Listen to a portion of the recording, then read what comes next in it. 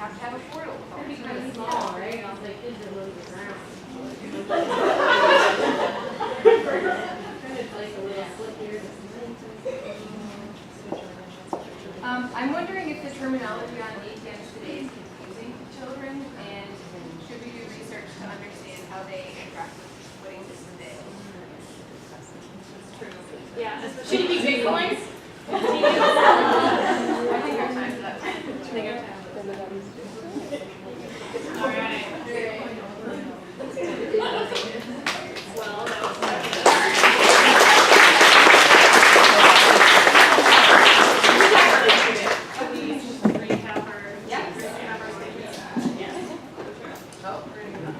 in this corner, we were designing an ATM for toddlers, 2 to 4 years old. We figured they're going to have a parent with them. I have a small child at home. They don't know what money is. They just want stuff. So we started with a UI of like, hey, I want an ice cream or a toy. I don't know where this money comes from. I don't know where they're getting the money, but they click on the ice cream. I thought there could be an interesting learning element there, right? If it's $1, maybe $1, you can see that it breaks down into 4 quarters. You can start to have some math lessons. I got into some black hole of the hardware. It has to be low to the ground, and you have to have it dispensed safely for a little kid. But there you go. Amazing. So I went for a solution for teens. They need money for stuff. And it's some sort of on-demand allowance system because parents are like, I don't carry cash anymore, so I don't want to have to go get cash for my kid, but they can go get it themselves. So I was going to take over some current ATMs. Some considerations I didn't get to are that kids would need a card. They would have to do some sort of setup with the parent. There would be some sort of parent management portal. But I only got as far as a user flow of parent puts money in, a kid goes to take money out, and the big question is there money in that account? And so your happy path is yes, but if it's no, maybe it's like, hey, your next deposit's in a week, but sorry, is it an emergency? Yes, call your parents. And maybe if it's not, you watch some sort of YouTube video. Very nice.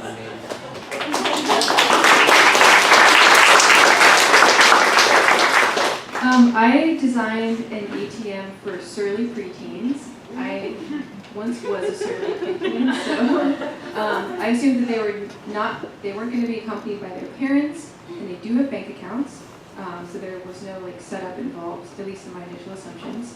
I wondered things like, how do they find the ATM? And is the terminology on the ATM confusing or otherwise just unusual? So that's something I would explore further if I had longer. We also talked about why is the child going to the ATM, and that also led out to a portal where you could track purchases, because I actually took some ideas from Karen and Julie, because you guys thought of really good ideas. Yeah, which is why this would not be ideal in an interview. I would just ruthlessly steal things. So yes, yeah, exactly. And the last thing that I was looking at is the context in which they're going to the ATM. Maybe they're going to do something with their friends.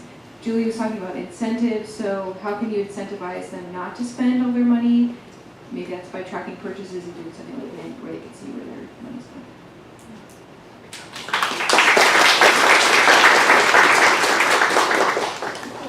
So I got this kid, 6-year-old, and who is with their parents, and we all talked about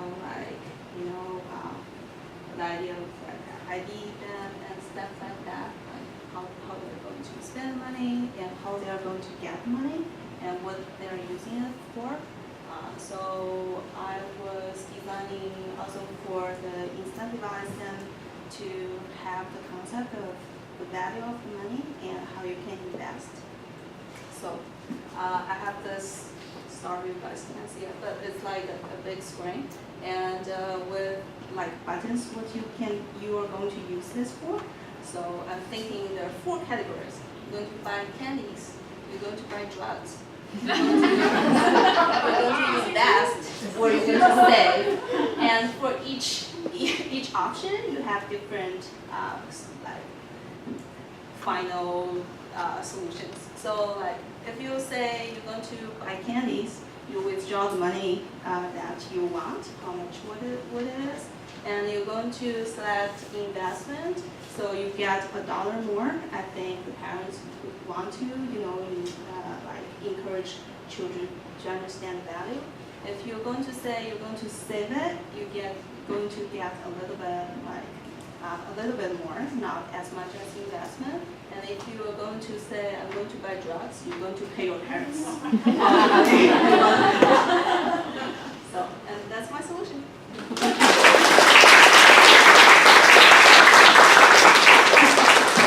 All right, we are gonna pull over some seats and then we'll have a quick time for a Q&A of the panel. Yeah, so we have time to do about 4 questions that we'll get from you guys, and I'm going to bring the little microphone around so everyone can hear everyone's questions. Yep. Don't trip.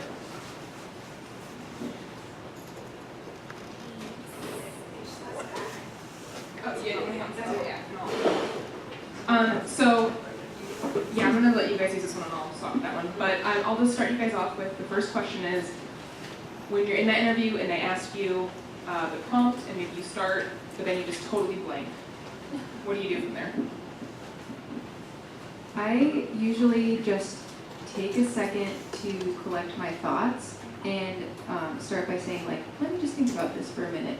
Because my knee-jerk reaction is to just keep talking, and then I say weird things and like make weird acronyms like I did today. So that's weird, and I try and prevent that. Yeah, I do the same thing. You guys see me. I was literally going blank, and I tell the interviewer what I'm doing. I think it's more awkward if you don't say anything. You just like, this is kind of like user experience. You're going to let them know what you're thinking, and otherwise you're just like two people sitting in a room being very quiet, looking at each other. So yeah, I'm just going to say like, I'm going to take a minute and think about it, and come back to it. Yeah, I know Cheryl mentioned this earlier, but my go-to is always sort of bad ideas of if you really get stuck, like if this was awful, what would it look like? And it can be surprisingly effective to like backing into like, well, okay, this is awful, but why is it awful? And it also just is sort of like a nice talking point. Again, it's sort of like, how are you assessing something? But the other thing I wanted to mention is, and I think I said this a little bit earlier, part of these really broad challenges is setting up your own assumptions at the beginning, and I actually find it much easier to design within constraints. So I think keep continually adding constraints for yourself until you have an idea for a solution. So that's why that like upfront talking is so important. Same thing as please gals. Take a beat, I take a deep breath. I'm actually not afraid of a moment of silence to collect your thoughts and kind of compose yourself.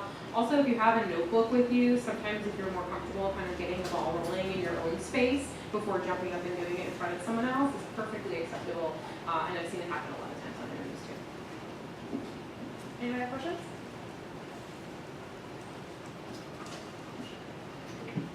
I had a question about timing. Like, will you be able to see, like we had, the countdown timer?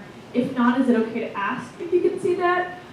Should you, have an idea of your points allotted per time? And how, if it's not visible, would you be able to think in your mind if you're close? Or would it be okay to ask the interviewee if you have 5 minutes or how much time is left or something like that? Surprise, Rachel, because you asked the first question, you get a swag bag. That is a really good question. Typically, there's not a countdown timer. That's actually probably pretty stressful. But there's typically a clock in the room, and you'll know, you have the next, generally the interviewer can also help frame it. You have the next 45 minutes or so. But I also wouldn't be afraid of asking for a time check. I think Kristen did a really good job with that. How much time do I have left? Do do I keep going where I'm at, or do I kind of move on? Yeah, I would say typically the types of interviews it's going to happen in are more of a 4-hour on-site interview. So typically they should give you a schedule that's you're going to do 1 hour one-on-one, and then you're going to have a 1 hour, it might pop up in one of your one-on-ones, but usually the individual sessions have defined timing. So you should have a sense of it, but to what Cheryl said, feel comfortable awesome. Wear a watch. Yes, wearing watch is good.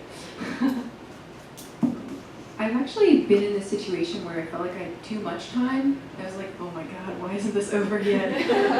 And when that happens, like, you tend to get bored with what you're talking about, and so I just do something completely different, and then come back to where I was before, so I don't just like really beat a dead horse to not use a good phrase, but yeah, that's actually something I've noticed. They give you a lot of time, and it's good because you can think, but it's also really painful. I have been into a situation that the interviewer will give you a time check, and also it's a good thing that you want to ask at the beginning that what part do they want to actually see you on. I have been interrupted in the middle of like just asking questions, and they will be like, oh, well, they actually want to see you draw, you know, like just to prove to us that you can actually draw something. So I was like, okay, so I'll just start designing for something. So interviewer has their goals too, so you want to, you know, get those things what they want. Anyone else?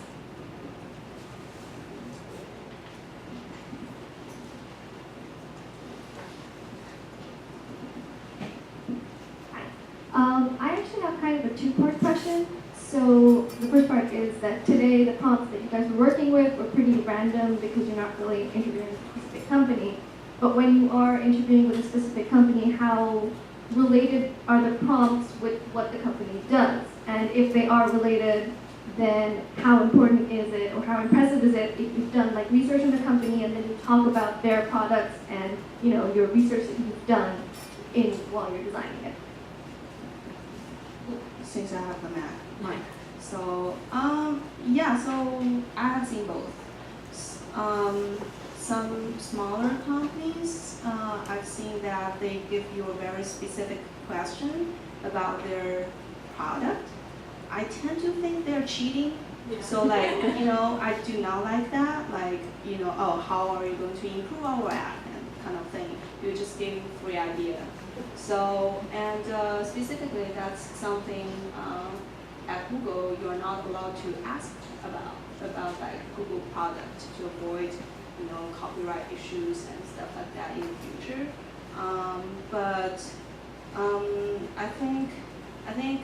I think I like broader questions, and I think if you can see all this is all about how you think about the problem rather than really work out a solution.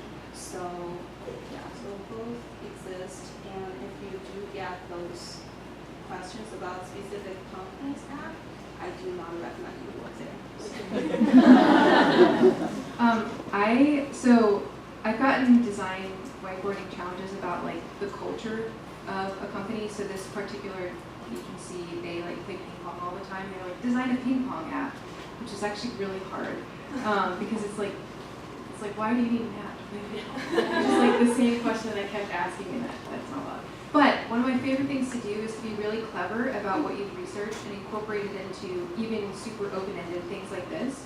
So with the like doctors challenge, there's a lot of like, for instance, Google. There's a lot of work that's done with like voice assistant, and maybe you can integrate like maps with a child or an ATM for children. So I think that's a place where you can be really creative and still be like, look at all this research I did. And I think that's kind of unexpected too in some cases because you're not designing a Google product. Yeah, that's what Yeah, I think like any research you can do on a company before you can interview there is obviously valuable. I'm sort of with Julie though, that I see that as a little bit of a red flag because someone trying to give you a prompt about their company where they work and live and breathe every day and have all of these assumptions and biases, like their brain is just going to give them feedback about how wrong your solution is. So it's just like, it's such a biased question that it's really difficult, I think, for someone to assess your ability as a designer that way. So that's hard, I think. I've only received actually the open-ended random prompts. I've never received one that was like, go pick a random app and download it and tell me what you do better, which I've heard exists, but like I got like the 1,000-story elevator prompt at like an agency one. It just tends to be something obscure because really what they should be testing you for is how do you design a problem, or try and design a solution when there is not a solution, which is sort of what the 1,000-story elevator is about. But yeah. The only other thing I can add is, well, one, yes, it is a red flag. Two, they're more rare than anything else. They're usually open-ended. And number three, you get a swag bag too for your question.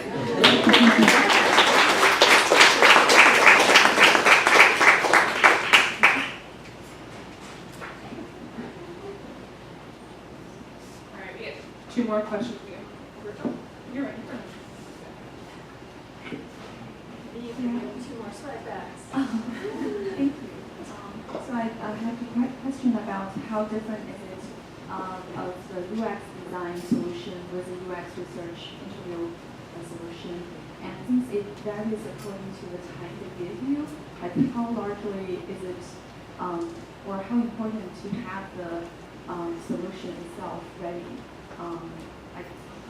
It seems like the examples given here is more like ideation stage. Are there like specific points that you think are more important to cover in the ideation stage, given very short time limits? Yeah, that's a good question. I've never been in a UX research or interview, but from what I've observed, your process can be similar, and it will diverge when we start to get to more of the sketching, although user journey and user mapping should also be in your wheelhouse and something you do as you unpack that problem as well. So maybe instead of designing like UI and screens, you kind of talk about what methodologies you use to dive deeper, where you really want to learn more about the user. But again, it's all a user-centered approach. And so you really want to take your process that you apply to whatever it is, right? Design or research or something else, and apply it here. So the prompts are, actually I'm not even sure if the prompts kind of happen in the user researcher like that. They're probably quite different. I've never seen one. No. Has anyone in the audience seen, like, been through user research? Sometimes they'll give examples of like a research project and then ask for polls in it. And so the interviewee will be like, oh, well, clearly they missed out on that, or they should have done a lot more than that. So not necessarily given a prompt to create a solution, but given an example that they then example. We'll take one more, but then you can pick their brains afterward.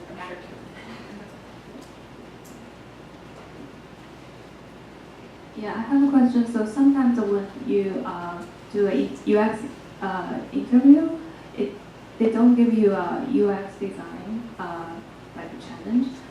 So sometimes they give you a service design problem, or sometimes even a doodle. So how you guys design the doodle? So if you are not familiar. I don't have a good answer for the doodle one, but I do think that service design really just falls right in with these same pieces, because again, it's like, what are the problems? What are the areas where we think there's going to be a lot of friction? I feel like it's one of the biggest things in service design, because it becomes a little more about the connections between points than even the points themselves. So like maybe where you focus is a little different. And I've never had to do one of those, but I would imagine like, you know, the approach would be very similar of defining the problem and where you want to drill in, probably more flows and things like that. But again, sort of focusing on that connective tissue, I would think. Yeah, and service design challenges are actually, I think, more fun because you're not constrained to making digital screens. Yeah. And so like when you're asked to like design a ping pong app, it's really, you don't even have to be like, this is dumb. I didn't say that, I promise. You can think about like more the human aspect and pull in some really interesting, weird ideas. Like maybe a ping pong table like travels around the office. And when you see it, you have to do it. That's really weird, but there's things like that that you can come up with. Good job for not saying this is dumb.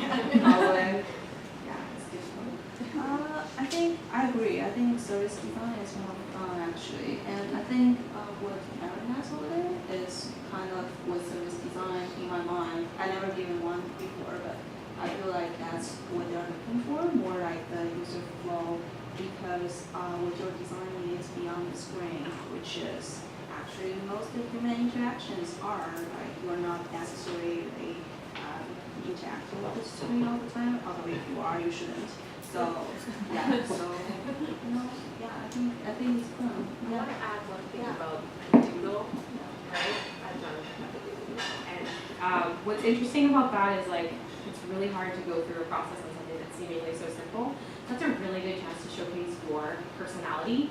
And so maybe it is a bit more out there. So sometimes we're asked like, hey, if you were to design a Google Doodle of the day, like what would it be? I'm really into yoga, so I sketched out like what it would look like if it was yoga inspired. It didn't walk through. I didn't ask like who's our users. It's everybody, you know. And so that's actually a really good opportunity to like show your creativity and show a little bit of your personal side as well. I think that we tend to forget during interviews like show your personality and show who you are on a daily basis because that's like why we want to work with you. So thank you guys for coming. Yeah, another round of applause for.